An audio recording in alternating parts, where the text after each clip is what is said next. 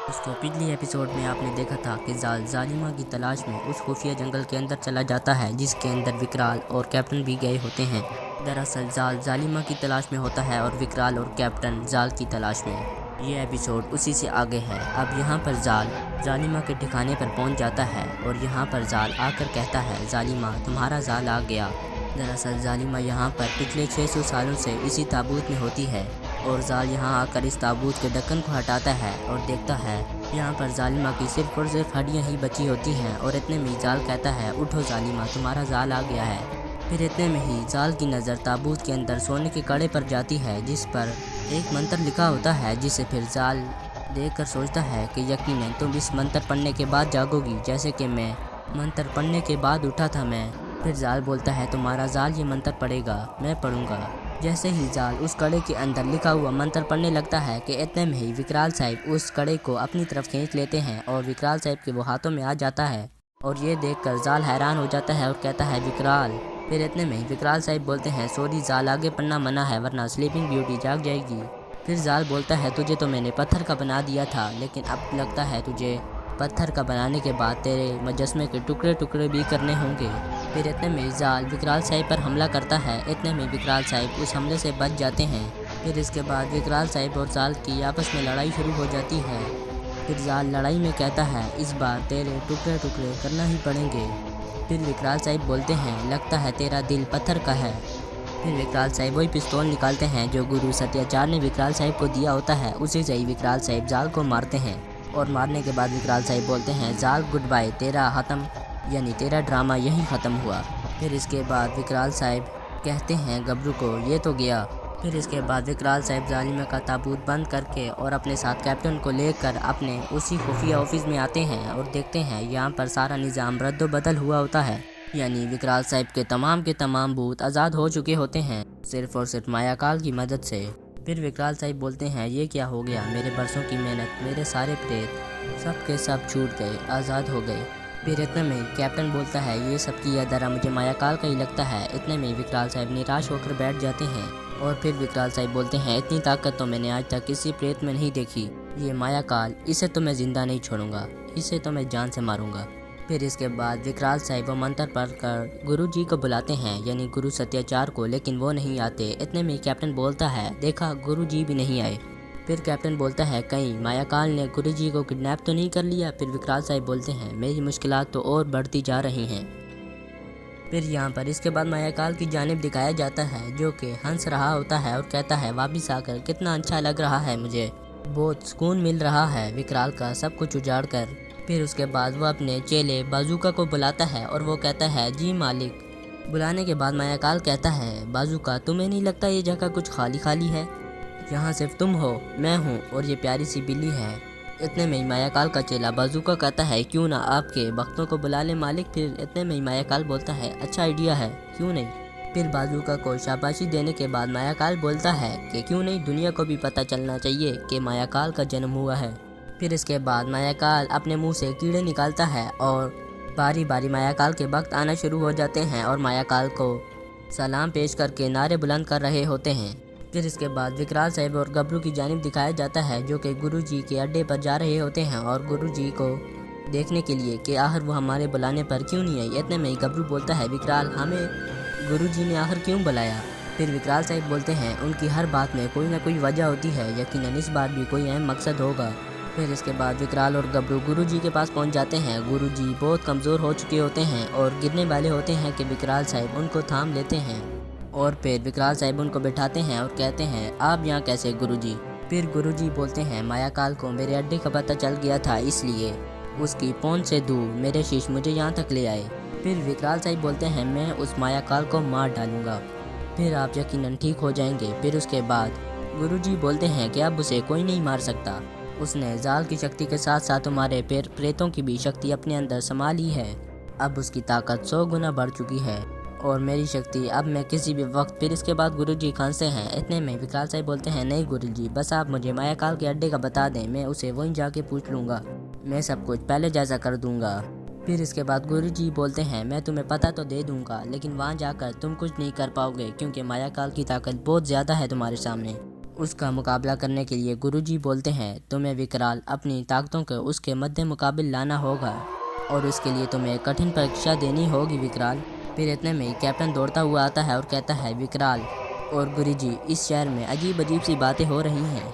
चोर घरों में चोरियां कर रहे हैं और लुटेरे सबका माल लूट रहे हैं और दूसरा जानवर अपने ही जानवर पर हमला कर रहा है। सब कुछ अब उल्टा हो रहा है।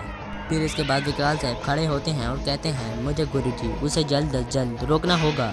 फिर इतने में गुरुजी बोलते हैं मगर परीक्षा बेटे। फिर इतने में विकराल साहब बोलते हैं उसके लिए मेरे पास वक्त नहीं है, बस आप मुझे अपना सलाम दीजिए और मायाकाल का पता।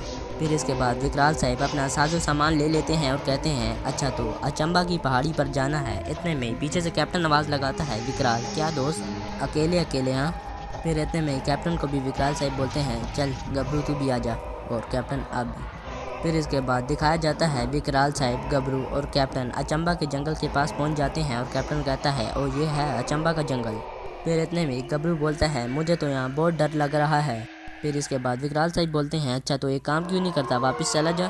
फिर गबरू बोलते हैं अच्छा तो मैं वापस चला जाऊँ और लिली की नज़रों में तुम दोनों हीरो बन जाओ। नहीं सारा क्रेडिट तुम लोग ले जाओ, नहीं ऐसा मैं नहीं होने दूंगा हरगिज़। फिर इतने में ही गबरू दिल में बोलता है कि उस कैप्टन को तो मैं बाद में देख लूँगा।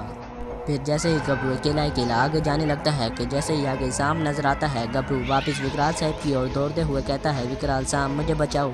फिर विकराल साहब गबरू को कहते हैं क्या हो गया। इतने में विकराल साहब हंसते हैं और गबरू कहता है कि सांप है वहाँ विकराल। फिर गबरू बोलता है मेरे साथ चलो मुझे सांपों से डर लगता है। फिर विकराल साहब और गबरू और कैप्टन आगे चलते चलते उनको दो जंगली मिलते हैं तो विकराल साहब बोलते हैं वाह यहाँ पर जंगली भी है आपकी तारीफ। इतने में ही पहला जंगली कैप्टन पर हमला कर देता है और दूसरा जंगली विकराल साहब पर। फिर इतने में ही विकराल साहब लड़ाई के दौरान उस जंगली को ख़त्म कर देते हैं लेकिन कैप्टन दूसरे जंगली को नहीं मार पा रहा होता तो कैप्टन बोलता है विकराल ये किस मिट्टी के बने हैं, इनको तो किसी चीज़ का असर ही नहीं होता। तो विकराल साहब बोलते हैं अगर इनको मारना है तो लेफ़्ट तरीके से मारो, यानी लेफ़्ट तरफ से, क्योंकि इनकी लेफ़्ट आंख से इनको कम दिखता है। तो फिर कैप्टन बोलता है अब देखना मेरा कमाल विकराल। फिर इसके बाद कैप्टन भी उसे ख़त्म कर देता है और दिखाया जाता है विकराल गबरू और कैप्टन आगे बढ़ रहे होते हैं और चलते चलते उनके सामने एक बड़ा पत्थर आता है जो कि गुरुजी ने उनको पहले ही बताया होता है कि उसी पत्थर के अंदर ही मायाकाल का अड्डा है। फिर इतने में गबरू बोलता है खुल जा सिम सिम। फिर इतने में विकराल साहब बोलते हैं ओ अली बाबा के बच्चे ये ऐसे नहीं खुलता, मायाकाल के अड्डे का रास्ता इसी पत्थर के अंदर है कैप्टन। फिर इसके बाद कैप्टन बोलता है तुम्हारा कहने का मतलब है इस पत्थर को हटाना होगा। तो फिर विकराल साहब बोलते हैं हाँ ट्राई करना होगा। फिर इसके बाद विकराल गबरू और कैप्टन उस पत्थर को हटाने की कोशिश करते हैं लेकिन वो अपनी जगह से टच से मस नहीं होता और फिर कैप्टन बोलता है ये पत्थर तो इंतहाई ज़्यादा भारी है। फिर इसके बाद विकराल साहब बोलते हैं ये तो नहीं हिलने वाला। इतने में कैप्टन बोलता है विकराल एक तरीका है मेरे पास, अगर इस जंगल में हमें कोई शक्ति का फल मिल जाए तो काम हो सकता है विकराल। फिर इतने में विकराल साहब हैरान हो जाते हैं और कहते हैं शक्ति का फल ये क्या है। तो फिर कैप्टन उनको बताता है कि शक्ति का फल एक छोटा सा फल है, इसे खाने के बाद 30 सेकंड के लिए बदन में कमाल की शक्ति आ जाती है, चट्टान से भी बड़ी बड़ी चीज़ें आसानी से हिल जाती हैं। फिर इतने में एक फल की जानिब गबरू की नज़र जाती है और कहता है ये रहा शक्ति का फल। फिर उसके बाद विकराल साहब उस फल को अपने पट्टे के ज़रिए नीचे लाते हैं, वो नीचे आकर गिरता है और नीचे गिरने के बाद अचानक से खुद बहुत गायब हो जाता है। फिर कैप्टन विकराल साहब को बोलता है ये तो वही बात हो गई कि कोई चिड़िया को मारने के लिए तोप का इस्तेमाल करे। फिर विकराल साहब बोलते हैं सॉरी कैप्टन गलती हो गई। फिर विकराल साहब बोलते हैं लेकिन इस फल को तोड़ने के लिए इतना ऊपर चढ़ेगा कौन। फिर इतने में विकराल साहब का ध्यान गबरू की तरफ जाने वाला होता है कि गबरू साहब छुप रहे होते हैं। इतने में विकराल साहब बोलते हैं गबरू इधर आ, गबरू चलो बाहर आओ। फिर गबरू कहता है तुम नहीं तोड़ सकते थे क्या। फिर इसके बाद दिखाया जाता है कि गबरू उस पेड़ के ऊपर चढ़ना शुरू हो जाता है। फिर गबरू चढ़ते चढ़ते विकराल को बुरा भला कह रहा होता है कि विकराल खुद तो चढ़ता नहीं, सारा काम मुझसे करवाता है और आखिर में क्रेडिट खुद ले जाता है। फिर उसके बाद गबरू उस फल को तोड़ लेता है और कैप्टन की जानी फेंकता है और कैप्टन कैच कर लेता है। फिर उसके बाद एक और फल तोड़ता है और विकराल साहब की जानी फेंकने वाला होता है। विकराल बोलता है फेंक। फिर इतने में गबरू बोलता है सब तुझे दे दूँ तो मैं क्या खाऊंगा, ये नहीं दूंगा तुझे मैं विकराल, ये एक अपने लिए मैंने रखा है। फिर इसके बाद गबरू विकराल और कैप्टन तीनों उस फल को खाते हैं और खाने के बाद वो उस पत्थर को आसानी से एक जगह से दूसरी जगह हिला कर रख देते हैं और जैसे ही वो पत्थर को हटाते हैं उसके अंदर एक गुफा होती है राज। फिर विकराल साहब बोलते हैं आखिरकार मिल गया मायाकाल का अड्डा। फिर कैप्टन बोलता है ये तो गहराई तक अंधेरा है, फिर विकराल साहब बोलते हैं अभी पता चल जाएगा, गबरू कूद। फिर गबरू इतने में ही बोलता है मैं नहीं कूदूंगा, तुम कूदो विकराल। फिर इसके बाद सबसे पहले विकराल साहब अंदर कूदते हैं और कूदने के बाद नीचे आ जाते हैं और उसके बाद विकराल साहब टार्च ऑन करते हैं। फिर इतने में ही गबरू बोलता है मैं भी आ रहा हूँ, मैं भी आ रहा हूँ विकराल। फिर गबरू भी नीचे आ जाता है। फिर इतने में ही कैप्टन आवाज़ लगाता है गबरू, और आवाज़ें लगाता है विकराल गबरू, और कहता है लगता है गया, चल कैप्टन अब तेरी बारी। पहले कुत्ते की तरह ऊपर चढ़ा, बकरी की तरह नीचे उतरेंगे, तेरी लाइफ में बहुत उड़ाव चढ़ाव है कैप्टन। फिर कैप्टन इतनी ही बातों में गुम होता है कि कैप्टन को पीछे से कोई खींच लेता है। फिर यहाँ पर विकराल और गबरू की जानिब दिखाया जाता है। गबरू नीचे गिरा होता है और विकराल साहब उसे डांटते हैं और कहते हैं बेवकूफ़, कभी सुधरेगा नहीं, टार्च के ऊपर गिरता है हमेशा। और विकराल साहब बोलते हैं ये कैप्टन नहीं आया अभी तक। फिर गबरू कहता है वो आखिरकार दूसरे रास्ते से आ रहा होगा। फिर विकराल साहब बोलते हैं गधे, यहाँ आने का और कोई रास्ता नहीं है। फिर इसके बाद विकराल और गबरू अंदर जाना शुरू हो जाते हैं। फिर इतने में गबरू बोलते हैं अच्छा हुआ कैप्टन नहीं आया, लिली को भी पता चले कि कितना बुज़दिल और डरपोक है वो। फिर इतने में विकराल साहब गबरू को खामोश रहने का इशारा करते हैं कि कोई पीछे से आ रहा है, और दोनों छुप जाते हैं और देखते हैं कैप्टन होता है, वो भी होशियारी से आ रहा होता है। और देखते हैं विकराल और कैप्टन दोनों आखिरकार आपस में मिल जाते हैं। और विकराल साहब बोलते हैं कैप्टन तुम रह कहाँ गए थे। फिर कैप्टन बोलता है मैं वहाँ से कूदने वाला था, लेकिन वहाँ पर कुछ चुड़ैलें थी, उन्होंने मुझे पकड़ लिया। मैं जानता हूँ मैं वहाँ से कैसे बच के निकला, लेकिन विकराल मैंने एक बात सुनी है कि मायाकाल के अड्डे में बहुत सारे दानव हैं, तुम अकेले उनसे कैसे निपटोगे। फिर इसके बाद विकराल साहब कैप्टन को वो अपनी तीर देते हैं, कहते हैं ये तीर तुम रखो, मेरे पास वैसे भी बहुत सारे हथियार हैं, यानी तीर कमान देते हैं। फिर चलते चलते विकराल साहब को आगे मायाकाल के मुख्तलिफ चेले मिलते हैं और विकराल साहब कैप्टन को कहते हैं कैप्टन तुम जाके उस वाले से निपटो, मैं फ़िलहाल इनसे निपटता हूँ। विकराल साहब यहाँ पर मायाकाल के तमाम चेलों को ख़त्म कर देते हैं, लेकिन यहाँ पर कैप्टन मायाकाल को चेले के मारने के बजाय, यानी मायाकाल के चेले को मारने के बजाय विकराल की तरफ तीर कर लेता है। फिर गब्बू कहता है गद्दार कहीं के, मुझे तो शुरू से शक था, मुश्किल वक्त में दुश्मन के साथ मिल गया तू। फिर इतने में ही कैप्टन हंसना शुरू कर देता है। फिर कैप्टन बोलता है सॉरी दोस्त, मेरा काम तो तुम्हें यहाँ तक लाना और फंसाना था, और तुमसे ये तुम्हारा जादुई हथियार छीनना। और फिर हंसता है और कहता है सो हो गया। फिर इतने में असली वाला कैप्टन पीछे से आवाज़ लगाता है, जो कि मायाकाल की ताकतों में जकड़ा होता है, और कहता है विकराल वो असली कैप्टन नहीं है, मैं हूँ।